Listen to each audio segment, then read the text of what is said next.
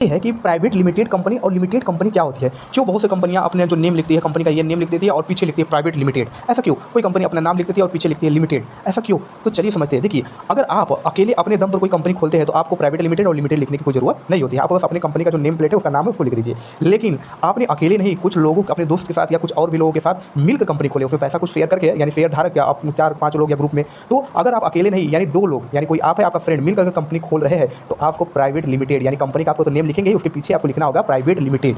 ये अधिकतम कितने लोग हो सकते हैं? तो मिनिमम तो 2 लोग होंगे ही, अधिकतम 200 लोग हो सकते हैं। तो ये आप 2 या 200 लोग जब मिलकर, मिनिमम कम से कम 2 लोग और ज़्यादा से ज़्यादा 200 लोग मिलकर अगर कंपनी बनाते हैं, कोई खोलते हैं, तो वो अपनी कंपनी का नेम लिखेंगे, उसके पीछे लिखते हैं प्राइवेट लिमिटेड। अब समझते हैं, कोई कंपनी के पीछे ओनली लिमिटेड लिखा होता है, तो वो क्यों लिखा था? तो इसमें जो रूल होता है, इसमें भी वही रूल है। इसमें कम से कम 7 लोग अगर मिलकर कोई कंपनी खोलते हैं, तो वो अपनी कंपनी के पीछे लिमिटेड लिख देते हैं, या अधिकतम जो होता है कितनाहू भी मतलब होता है, 7 से शुरू होता है और ज़्यादा से ज़्यादा कितनाहू लोग मिलकर वो कंपनी का। गुड मॉर्निंग, नमस्कार, ऑल ऑफ यू। आज के इस वीडियो में हम अर्थशास्त्र यानी इकोनॉमिक्स पर बात करने वाले हैं और उसके बहुत ही महत्वपूर्ण जो टॉपिक्स होंगे उस पर आज हम डिस्कस करेंगे और उसको समझेंगे। तो पहले हम समझ रहे थे अर्थशास्त्र क्या होता है, इकोनॉमिक्स किसे कहते हैं। तो अर्थशास्त्र क्या कहते हैं? इकोनॉमिक्स। अर्थशास्त्र, शास्त्र का मतलब पुस्तक और अर्थ का मतलब धन। तो जो हम धन को सेवली या धन के बारे में जो पुस्तक ज़्यादा से ज़्यादा बात करती है, उस पुस्तक को हम अर्थशास्त्र कहते हैं। और उस पुस्तक में जो चीज़ें, सिद्धांत जो लिखे होते हैं, जो रूल लिखे होते हैं, जब हम उसको पढ़ते हैं तो वो इकोनॉमिक्स के अंतर्गत आता है और एक सब्जेक्ट होता है अर्थशास्त्र।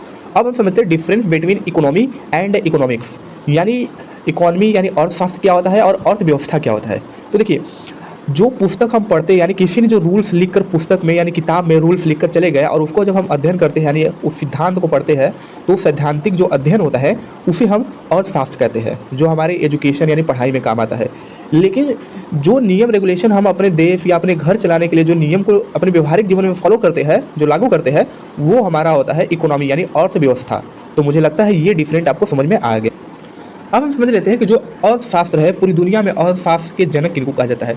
तो पूरी दुनिया में अर्थशास्त्र के जनक के रूप में एडम स्मिथ को जानता है। उन्होंने एक अपना पुस्तक लिखा था, द वेल्थ ऑफ नेशन। इसी पुस्तक की वजह से उन्हें पूरी दुनिया में अर्थशास्त्र के जनक के रूप में जाना जाता है। भारत में अर्थशास्त्र के जनक के रूप में सर एम विश्वेश्वरैया को जाना जाता है, क्योंकि उन्होंने भारत की आज़ादी से पहले हमारे देश की अर्थव्यवस्था के सुधार के लिए, अर्थव्यवस्था में बहुत अच्छा काम किए थे। इन्हीं लिए हम इसे भारतीय अर्थशास्त्र के जनक के रूप में जानते हैं। आधुनिक भारतीय अर्थव्यवस्था के जो जनक है वो हम डॉक्टर मनमोहन सिंह को मानते हैं। लेकिन ध्यान रहे कि जब आधुनिक अर्थव्यवस्था में जब इन्होंने काम किया था, वर्क किए थे, तो उस समय ये प्रधानमंत्री नहीं थे डॉक्टर मनमोहन सिंह। उस समय डॉक्टर मनमोहन सिंह वित्त मंत्री थे और प्रधानमंत्री पीवी नरसिम्हा राव थे। इसलिए अर्थव्यवस्था में इन्होंने तो वर्क किया है, लेकिन इनके साथ साथ हमारे प्रधानमंत्री जो पीवी नरसिम्हा राव, जिन्होंने कुछ किया नहीं था, बट पद तो उनका बड़ा था, इसलिए उनका भी नाम आ जाता है। इसलिए आधुनिक भारतीय अर्थव्यवस्था के जनक के रूप में दोनों को जाना जाता है, यानी डॉक्टर मनमोहन सिंह और पीवी नरसिम्हा राव। एक्चुअली में हुआ क्या था कि 1991 में हमारे देश की अर्थव्यवस्था जो थी बहुत बुरी तरह खराब हो गई थी। पीवी नरसिम्हा राव में देश के प्रधानमंत्री थे और हमारे डॉक्टर मनमोहन सिंह देश के वित्त मंत्री थे। तो पीवी नरसिम्हा राव ने जो हमारे वित्त मंत्री थे डॉक्टर मनमोहन सिंह के ऊपर ये जिम्मेदारी सौंप दिया कि देखिए देश की अर्थव्यवस्था बहुत खराब है, कुछ सुधार कीजिए, ये आप ही के ऊपर है। तो वहाँ पर जो है मतलब ये स्थिति आ गई थी हमको देश में कि उस समय मतलब वित्तीय आपातकाल लगने की चांसेस आ गए थे कि अब अगर सुधरा नहीं देश की अर्थव्यवस्था तो वित्तीय आपातकाल लग सकती थी, क्योंकि देश का जो राजकोष था उसमें पैसा भी कम हो गया था। यानी कहा जाता है कि 15 दिन का ही पैसा चला था, मतलब पूरे देश को चलाने के लिए जो सरकार के पास पैसा था, जो आंकड़ा निकाला गया था, तो 15 दिन तक सरकार पूरे देश को चला सकती थी। उसके बाद सरकार के पास पैसा नहीं था, नहीं सरकार खुद दिवालिया हो जाती। तो ऐसे में बहुत कंडीशन खराब हो गया था। तो हमारे जो डॉक्टर मनमोहन सिंह ने, उन्होंने एक रूल्स दिया जिन्हें हम बोलते हैं एलपीजी रूल, जो बहुत ही कारगर साबित हुआ। अब एलपीजी रूल क्या है? एल का मतलब होता है लिबरलाइजेशन, जिसे हम बोलते हैं उदारीकरण। देखिए उदारीकरण क्या होता है, पहले हमारी जो व्यवस्था थी वो सामाजिक यानी सामाजिक थी, यानी सोशलिज्म थे, हम लोग फॉलो करते हैं। उसके बाद हम लोगों ने उदारीकरण या लिबरलाइजेशन को फॉलो किया। लिबरलाइजेशन में क्या होता है कि जो कोई भी व्यक्ति, कंपनी है, अगर वो अपना मुनाफा कमा रही है तो उसमें सरकार जो थी गवर्नमेंट ज़्यादा इंटरफेरेंस नहीं करेगी। इसी को हम बोलते हैं उदारीकरण। यानी जैसे अमेरिका जैसे जो बड़ी कंट्री है वहाँ पर उदारीकरण चलता है, कोई बिजनेस करता है, कितना वो पैसा कमाता है, उसमें सरकार इंटरफेरेंस नहीं करती। वो कहती है ठीक है, तुम अपना मेहनत करके कमा रहे हो, कमाओ, जितना कमाना उतना कमाओ, हम तुम्हें बल्कि और बढ़ावा देंगे, उतना इंटरफेरेंस नहीं करेंगे। लेकिन जो सामाजिक अर्थव्यवस्था होती है उसमें सरकार इंटरफेरेंस करती है। उसमें सरकार चाहती है कि सब लोग एक बराबर हो, यानी जो ज़्यादा मेहनत करके पैसा कमा रहा है तो उसको कुछ पैसा कटौती जाकर जो नहीं कमा रहा है उनको दे दिए। तो ऐसे कुछ रूल्स है, लेकिन उदारीकरण एक अच्छा चीज़ है देश की अर्थव्यवस्था को बढ़ाने के लिए। तो हम लोगों ने उदारीकरण या लिबरलाइजेशन लगाया और सरकार को कहा कि देखो जो आगे बढ़ रहा है उसको बढ़ने दो, उसको रोको मत, बल्कि उनमें जो आगे बढ़ रहे हैं उनको और सहारा दो कि और आगे बढ़े, तभी तो देश की अर्थव्यवस्था ठीक होगी। तो यहाँ पर लिबरलाइजेशन कहा गया। उसके बाद प्राइवेटाइजेशन, उसके बाद कहा गया सरकार को देखो तुम अपना तो काम कर ही रहे हो, ठीक है, उसके बाद जो प्राइवेट सेक्टर यानी जो छोटे छोटे लोग वर्क करना चाहते हैं उनको भी बढ़ावा दो, उनको प्रोत्साहित करो, ताकि जब प्राइवेट सेक्टर आएंगे तो उनमें जो बेरोजगार लोग हैं उनको रोजगार मिलेंगे और वो लोग वर्क करेंगे, तो उसके बाद वो जो पैसा वो सरकार की उनकी निर्भरता तो कम होगी ना, यानी सरकार को पैसा नहीं देना पड़ेगा, वो प्राइवेट जो कंपनी उन पर निर्भर हो जाएंगे, तो इससे देश की अर्थव्यवस्था अच्छी होगी। उसके बाद कहा कि ठीक है और भी बड़ी बड़ी जो कंपनी है, अगर हमारे देश में लोग उतने नहीं अवेलेबल है तो विदेश यानी कि इसको बोला गया जिसे ग्लोबलाइजेशन यानी वैश्विक भूमंडलीकरण, यानी विश्व के लोगों को भी बुलाया जाए, जो विश्व की बड़ी बड़ी कंपनियों उनको बुलाया जाए कि भारत में आए अपना कंपनी स्टार्टअप स्टार्ट करे, और उसमें हमारे भारत के जो क्योंकि वो अगर आएंगे तो उनसे हमें रोजगार मिलेगा, वो जमीन खरीदेंगे, बहुत से आसपास एरिया डेवलप होगा, तो हर चीज़ बिक्री होगी, तो इससे देश की अर्थव्यवस्था में काफ़ी सुधार होता है। तो ये एलपीजी रूल बड़ी कारगर साबित हुआ और हमारे देश की अर्थव्यवस्था धीरे धीरे धीरे अपने पटरी पा गई और हम जो है दिवालिया होने से बच गए। अच्छा, थोड़ा सा एक स्टेप हम जीएसटी को समझ लेते हैं इसी वीडियो में। तो जीएसटी क्या होता है? देखिए, कोई भी चीज़ अगर हमारे देश में है यानी इकोनॉमिक्स के अंतर्गत, वो दो ही सेक्टर में होता है, या तो आप किसी इकोनॉमिक्स में पैसा कमा रहे हैं जो क्योंकि टैक्स तो हमारे पैसे पे ही लगेगा ना, तो या तो आप कोई सामान है, गुड्स है, उसको बेचिए तो पैसा कमाएंगे, या तो आप कोई सर्विस कर रहे हैं तो उससे पैसा कमाएंगे।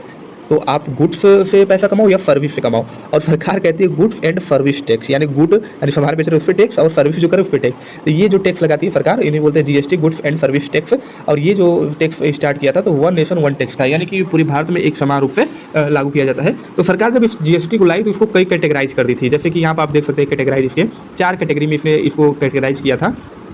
तो ये जो 4 कैटेगरी है उसमें से एक है सीजीएसटी, जो को बोलते हैं सेंट्रल जीएसटी, और एक होता है एफजीएसटी स्टेट जीएसटी, और इंटीग्रेटेड जीएसटी यानी आईजीएसटी, उसके बाद यूनियन टेरिटरी या यूटी जीएसटी। इसमें होता क्या है कि सेंट्रल जीएसटी में जो पैसा होता है वो सेंट्रल गवर्नमेंट अपने पास रखती है, और ये जो होता है उसके बाद एफजीएसटी में जो होता है ये स्टेट गवर्नमेंट को पैसा मिलता है, तो इसको बोलते हैं एफजीएसटी। उसके बाद आईजीएसटी में क्या होता है, ये इंटीग्रेटेड यानी कि जब हम एक राज्य से दूसरे राज्य में कोई सामान बेचा जाता है तब आईजीएसटी लगता है। अच्छा, अब समझ लेते हैं, जैसे इसका एग्जाम्पल ऐसे समझते हैं कि कोई मैंने सामान खरीदा अपने राज्य में, अपने राज्य का ही सामान खरीदा, जैसे उत्तर प्रदेश में रहता हूँ तो उत्तर प्रदेश में ही मैंने सामान खरीदा, कोई उस पर कोई सामान खरीदा, उस पर 18% का टैक्स लगा, तो 18% का जो टैक्स लगा वो पूरा का पूरा पहले सेंट्रल गवर्नमेंट 18% ले लेगी, अब उसमें से वो उसका 50% लगभग अपने ले लेती है, और उसका जो 50% जो होता है वो जिस स्टेट में है उस स्टेट सरकार को देती है, जैसे उत्तर प्रदेश सरकार को 9% वापस करेगी 18 में से। तो ये जो होता है दोनों अपने में बंटवारा कर लेते हैं, यानी कि जो टैक्स है दोनों को नहीं देना होता है, हम जितना 18% देते हैं ये सेंट्रल गवर्नमेंट अपना बंटवारा कर देती है। उसके बाद आईजीएसटी में क्या होता है कि जैसे हम क्या किए कि हम उत्तर प्रदेश के हैं और हमने कोई सामान जो है मध्य प्रदेश से खरीदा, तो मध्य प्रदेश से जब सामान आया तो वहाँ सेंट्रल गवर्नमेंट देख रही है, तो 18% उसमें जीएसटी तो ले लेगी। अब वो गवर्नमेंट आधा जो 9% किस इंस्टीट्यूट को दे देगी, अब मध्य प्रदेश को देगी उत्तर प्रदेश, तो कहेगी कि मध्य प्रदेश में सामान बेचा है तो खुद मुनाफे में है तो उसको मैं क्यों दूँ।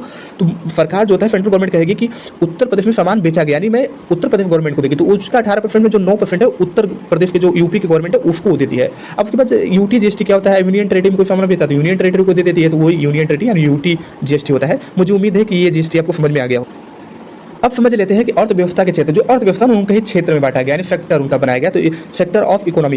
तो अर्थव्यवस्था का जो क्षेत्र है उन्हें 3 भागों में पहले बांटा गया, यानी आर्थिक क्रियाओं के आधार पर on the basis of economic activity, उसके बाद कार्य के आधार पर द बेसिस ऑफ वर्क यानी कंडीशन, कैसे काम कर रहे हैं आप, संगठित ऑर्गेनाइज काम कर रहे हैं या अनऑर्गेनाइज असंगठित रूप से कर रहे हैं, तो ये तरीके में यानी कार्य के आधार पर। उसके बाद स्वामित्व के आधार पर, स्वामित्व के आधार पर क्या कि कोई जैसे वर्क है तो उसका हम मालिक है या सरकार मालिक है, तो स्वामित्व कौन है, जो भी कोई भी चीज़ फैक्ट्री या कंपनी है तो उसका स्वामी कौन है, तो वो स्वामित्व के आधार पर उसको बांटा गया।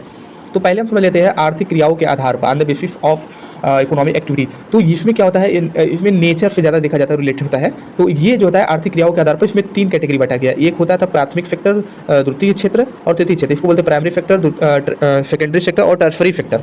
अब इसमें समझ, तो ये रहा प्राइमरी फैक्टर, यानी जो प्राइमरी फैक्टर यानी प्रथम जो क्षेत्रक है उसमें जो रिलेटेड है ये इसका एग्जांपल है। तो इसमें क्या क्या आएगा, इसमें जो नेचर से जो कनेक्टिविटी है जिसका सीधा सीधा वो सब आते हैं प्राइमरी फैक्टर में। तो इसमें नेचर से किसका किसका कनेक्टिविटी है, जैसे आप अगर खेती कर रहे हो किसान, तो ये नेचर है, नेचर से ये रिलेटेड होता है। उसी तरह आप कोई पशु पालन कर रहे हो तो पशु जो है नेचर ने दिया है, तो उससे जो हम प्रॉफिट कमाएंगे तो वो भी प्राइमरी फैक्टर में आएगा।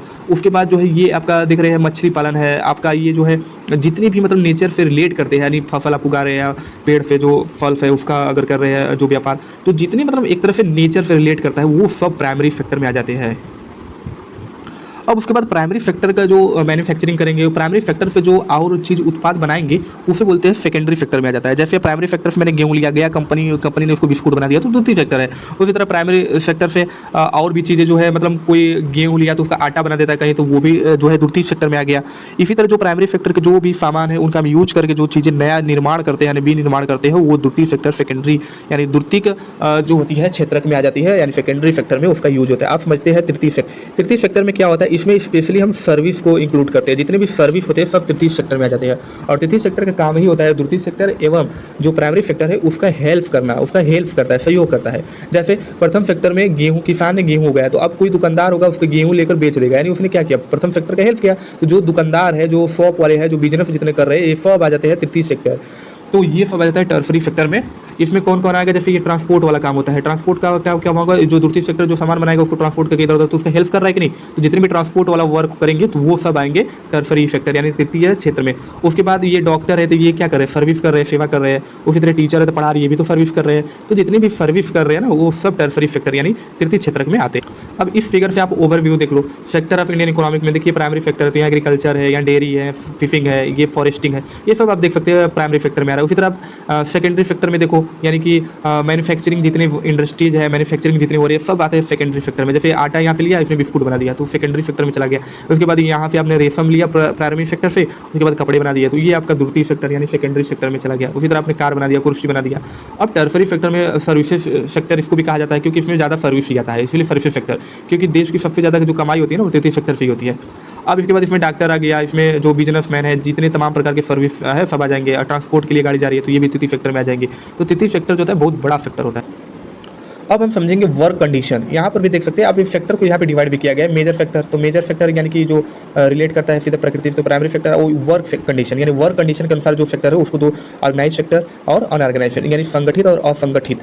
तो आप समझते हैं ऑर्गेनाइज सेक्टर या ओनरशिप में दो ही आते हैं, एक पब्लिक सेक्टर आता है, प्राइवेट सेक्टर आता है। ये चीज़ मैंने यहाँ पर नोट्स में भी लिखा है, तो यहाँ से भी आप देख सकते हैं कि संगठित क्षेत्र और असंगठित क्षेत्र यानी ऑर्गेनाइज सेक्टर और अनऑर्गेनाइज सेक्टर। तो अब हम समझेंगे इसी को कार्य के आधार पर, जो वर्क के आधार पर है। तो संगठित और असंगठित जो क्षेत्र है वो क्या होता है। तो अब इसमें समझते हैं ऑर्गेनाइज। तो अब हम समझते हैं ऑर्गेनाइज सेक्टर और ऑर्गेनाइज सेक्टर। तो पहला इसका जो कंडीशन होगा ऑर्गेनाइजेशन। तो जो ऑर्गेनाइज सेक्टर होते हैं वो the organise which are registered with the government. तो ये जो ऑर्गेनाइज सेक्टर होते हैं पहले तो इनकी जो कंपनी होती है वो गवर्नमेंट से रजिस्टर्ड होती है। उसी तरह अनऑर्गेनाइज सेक्टर में कोई गवर्नमेंट से रजिस्टर्ड होती है, नॉट रजिस्टर्ड होती है, ये फेक कंपनी टाइप की होती है, ठीक है, जो लोकल एरिया जो चलाते हैं, तो ये गवर्नमेंट से कोई इनका रजिस्ट्रेशन नहीं होता है। दूसरी क्या है, टर्म ऑफ एम्प्लॉयमेंट। अब टर्म ऑफ जो एम्प्लॉयमेंट क्या होता है, इसमें क्या होता है कि जो काम करने वाले वर्कर है उनका एक फिक्स टाइम होता है कि इतना समय तक आप काम करेंगे, यानी टाइम जो होता है टर्म ऑफ एम्प्लॉयमेंट का वो सर्टेन होता है। सर्टेन मतलब एकदम फिक्स कर देता है, इसमें कोई फिक्स नहीं होता है। इसमें न जाने कब बुलाएंगे कब करवाएंगे, तो ये कोई सर्टेन टाइम नहीं देता है, यानी फिक्स टाइम नहीं होता है। बट ऑर्गेनाइज सेक्टर आपको फिक्स टाइम देता है कि इतना बजे आपको आना है, इतना बजे जाना है, उससे लेट नहीं है ना उससे पहले, इसमें कोई नहीं चलता। इसमें लेट जाओ चाहे पहले जाओ, वो अलग चीज़ है, अनसर्टेन है। उसके बाद है रेगुलरिटी। इसके बाद तीसरा नंबर पता है रेगुलरिटी। तो वर्क में जो निरंतरता होती है यानी रेगुलरिटी होती है वो क्या होती है ऑर्गेनाइज सेक्टर में, उसमें रेगुलर होते हैं, इसमें नॉन रेगुलर होते हैं। तो इसमें रेगुलर मतलब डेली जाने की कोई जरूरत नहीं है इसमें, लेकिन डेली होता है। ये जो कंपनी ऑर्गेनाइज होती है वो आपको डेली काम करवाएगी, वर्क करवाती है, ठीक है, तो उसका सर्टेन होता है। अब इसमें क्या होता है सर्टेनिटी ऑफ टेन्योर। इसका मतलब है कि ये जो ऑर्गेनाइज है आपको ये फिक्स समय के लिए आपको सर्टेनिटी एंड टेन्योर देती है, यानी कि आप कहेंगे कि मेरी कंपनी में आप जितना भी टाइम के लिए फिक्स कर देंगे, जैसे 10 साल के लिए, 15 साल के लिए, या आप गवर्नमेंट जॉब में देख लो उसमें होता है 15-20 साल के लिए, जो भी आपका होता है उसके बाद रिटायर करती है। तो ये जो होती है वो फिक्स कर देती है, आप इतने सर्टेन। लेकिन अनऑर्गेनाइज सेक्टर में कोई टेन्योर फिन्योर नहीं होता है, कोई फिक्सिबिलिटी नहीं होती है। इसमें आपको वो कंपनी के ऊपर ये फिक्स नहीं करती है, आपको 4 दिन करवाएगी तो 4 दिन कर रही है, ऐसे कोई फिक्सिबिलिटी नहीं है यहाँ पर। लेकिन यहाँ पर सर्टेन है यानी फिक्स है। उसके बाद क्या था एक्सप्लोटेशन ऑफ वर्कर। एक्सप्लोटेशन मतलब शोषण होता है। इसमें क्या होता है अब देखते हैं कि इसमें वर्कर का शोषण होता है। तो जो ऑर्गेनाइज सेक्टर होती है उसमें वर्कर का शोषण नहीं कर पाते हैं, यानी ये करना भी चाहे तो नहीं कर पाते हैं। लेकिन जो और अनऑर्गेनाइज सेक्टर होता है इसमें जो वर्कर का होता है बहुत ज़्यादा शोषण हो जाता है, क्योंकि ये तो गवर्नमेंट सेक्टर से बाहर भी रहता है, गवर्नमेंट इनको जानता भी नहीं है, तो इसलिए इसमें शोषण आता है। तो आप इससे अंदाजा लगा सकते हैं कि ऑर्गेनाइज सेक्टर जो होता है परफेक्ट होता है, अनऑर्गेनाइज सेक्टर परफेक्ट नहीं होता है। जैसे गवर्नमेंट जॉब या बड़ी बड़ी जो मल्टीनेशनल कंपनी होती है सब ऑर्गेनाइज सेक्टर में आती है, और जो छोटे गाँव लेवल के काम होते हैं या छोटे जो कारखाने होते हैं जो छोटे होते हैं वो ऑर्गेनाइज सेक्टर में आते हैं। मुझे उम्मीद है कि ऑर्गेनाइज सेक्टर और अनऑर्गेनाइज सेक्टर आपको समझ में आया होगा। हम समझते हैं स्वामित्व के आधार पर जो है on the basis of ownership वाला। तो इसमें क्या होता है कि कोई चीज़ है सार्वजनिक होती है या तो निजी क्षेत्र होती है। तो सार्वजनिक में क्या होता है पब्लिक सेक्टर जिसको बोलते हैं, निजी का मतलब क्या होता है प्राइवेट सेक्टर। और इसमें कुछ चीज़ें होती है जिसे बोलते हैं संयुक्त क्षेत्र। इसमें क्या होता है कि प्राइवेट और पब्लिक सेक्टर जब आपस में मिल जाते हैं तो उसे संयुक्त क्षेत्र बोल जाते हैं, जैसे PPP बोलते हैं, यानी पब्लिक प्राइवेट पार्टनरशिप। एक होता है सहकारी, जिसे बोलते हैं कोऑपरेट सेक्टर। इसमें क्या होता है कि गवर्नमेंट अपना एक ऑर्गेनाइजेशन जो बनाती है और वो जो होता है प्राइवेट सेक्टर का हेल्प करती है, तो उसे कोऑपरेटिव सेक्टर भी कहते हैं और कोऑपरेटिव ग्रुप में, सहकारी ग्रुप में वर्क करते हैं। चलिए अब इसको हम समझते हैं स्वामित्व के आधार पर। तो इसमें क्या होगी कि कोई भी कंपनी है, अगर वो कंपनी गवर्नमेंट ने बनाई है या गवर्नमेंट के नाम पर रजिस्टर्ड है, तो उसे हम बोलते हैं पब्लिक सेक्टर, यानी वो पब्लिकली होती है सबके, क्योंकि गवर्नमेंट की चीज़ सबकी है, तो इसलिए उसे हम पब्लिक सेक्टर के रूप में जानते हैं। जैसे गवर्नमेंट कंपनी, गवर्नमेंट जॉब, ये सब क्या है, पब्लिक सेक्टर है। जैसे कोई पुलिस है तो वो भी पब्लिक सेक्टर में आ जाएगा, क्योंकि पब्लिक के लिए वर्क कर रहा है। तो जितने भी गवर्नमेंट के अंडर में चीज़ें आती है वो पब्लिक सेक्टर होती है। अब उसके बाद प्राइवेट सेक्टर क्या होती है, जब प्राइवेट सेक्टर में कोई एक व्यक्ति है, उसने पैसा लगाकर कोई कंपनी खड़ा किया है, कोई ऑर्गेनाइजेशन खड़ा किया है, तो उसे हम प्राइवेट सेक्टर कहते हैं। जैसे ये देखिए पैसा खूब जुटा रही है, कुछ बनाएंगे अपना, कंपनी उम्पनी खड़ा करेंगे, तो ये इनका जब कंपनी बनेगा ना, तो इनका ये निजी होगा, तो उसे हम निजी सेक्टर या प्राइवेट सेक्टर कहेंगे। लेकिन कुछ ऐसे सेक्टर होते हैं जिसमें ये जो होंगे, कुछ पैसा जुटाएंगे, कुछ गवर्नमेंट, दोनों मिल जाएंगे। अब दोनों जब मिल करके बनाएंगे तो उसे हम बोलते हैं पीपीपी, पब्लिक प्राइवेट पार्टनरशिप। तो ऐसे बहुत से सेक्टर होते हैं जिन्हें हम पब्लिक प्राइवेट, यानी दोनों का उस पर अधिकार होता है, पीपीपी, पब्लिक प्राइवेट पार्टनरशिप। तो अब हम समझते हैं कि प्राइवेट लिमिटेड कंपनी और लिमिटेड कंपनी क्या होती है। क्यों बहुत से कंपनियां अपने जो नेम लिखती है, कंपनी का ये नेम लिख देती है और पीछे लिखती है प्राइवेट लिमिटेड, ऐसा क्यों? कोई कंपनी अपना नाम लिख देती है और पीछे लिखती है लिमिटेड, ऐसा क्यों? तो चलिए समझते हैं। देखिए, अगर आप अकेले अपने दम पर कोई कंपनी खोलते हैं तो आपको प्राइवेट लिमिटेड और लिमिटेड लिखने की कोई ज़रूरत नहीं होती है। आप बस अपनी कंपनी का जो नेम प्लेट है, उसका नाम है, उसको लिख दीजिए। लेकिन आपने अकेले नहीं, कुछ लोगों, अपने दोस्त के साथ या कुछ और भी लोगों के साथ मिलकर कंपनी खोले, उसमें पैसा कुछ शेयर करके, यानी शेयर धारक या आप 4-5 लोग या ग्रुप में। तो अगर आप अकेले नहीं, यानी 2 लोग, यानी कोई आप है, आपका फ्रेंड, मिल करके कंपनी खोल रहे हैं, तो आपको प्राइवेट लिमिटेड, यानी कंपनी का आपको तो नेम लिखेंगे ही, उसके पीछे आपको लिखना होगा प्राइवेट लिमिटेड। ये अधिकतम कितने लोग हो सकते हैं? तो मिनिमम तो 2 लोग होंगे ही, अधिकतम 200 लोग हो सकते हैं। तो ये आप 2 या 200 लोग जब मिलकर, मिनिमम कम से कम 2 लोग और ज़्यादा से ज़्यादा 200 लोग मिलकर अगर कंपनी बनाते हैं, कोई खोलते हैं, तो वो अपनी कंपनी का नेम लिखेंगे, उसके पीछे लिखते हैं प्राइवेट लिमिटेड। अब समझते हैं, कोई कंपनी के पीछे ओनली लिमिटेड लिखा होता है, तो वो क्यों लिखा था? तो इसमें जो रूल्स होता है, इसमें भी वही रूल है। इसमें कम से कम 7 लोग अगर मिलकर कोई कंपनी खोलते हैं तो वो अपनी कंपनी के पीछे लिमिटेड लिख देते हैं, या अधिकतम जो होता है कितनाहू भी मतलब होता है, तो 7 से शुरू होता है और ज़्यादा से ज़्यादा कितनाहू लोग मिलकर वो कंपनी का बनाते हैं, तो उसमें आप लिमिटेड लिख देते हैं। तो मुझे उम्मीद है आपको प्राइवेट, लिमिटेड और लिमिटेड समझ में आया होगा। तो चलिए आज के लिए इतना ही, जय। फिर मिलेंगे किसी अगले नेक्स्ट वीडियो में।